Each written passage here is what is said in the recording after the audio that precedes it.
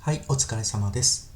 今回は重複データの見つけ方、一番簡単な方法を紹介します。例えば、このような一覧を作成する際、重複の有無をチェックしたい場合に、一番簡単な見つけ方を紹介いたします。まずは D 列、会社名の重複を確認します。D 列をクリックし、スタイルタブの条件付き書式をクリック。セルの強調表示ルールの中の重複する値をクリックし、このまま OK とします。すると同じ会社名があるセルが赤で強調され、重複の確認ができます。ただ、この表の場合、支店と会社名が一致して初めて重複となりますので、E 列の支店と会社名をつなげたキーの値での重複を確認する必要があると思います。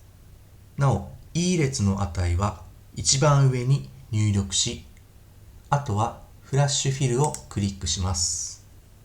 では、E 列で先ほどと同じ手順で設定していきます。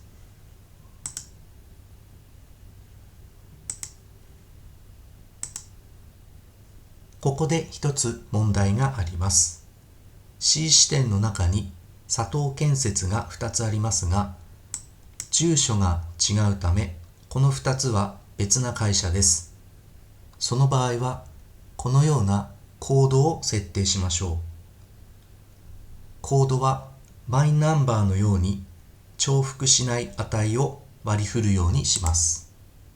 その際にコードが入った G 列でも先ほどの設定で重複のチェックをするといいと思います。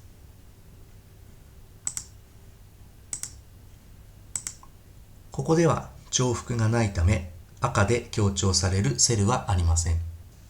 VLOOKUP 関数を使う場合、このコードを検索値とすることで正しく使うことができると思いますが、その場合、コードの列はなるべくデータの左側に配置しましょ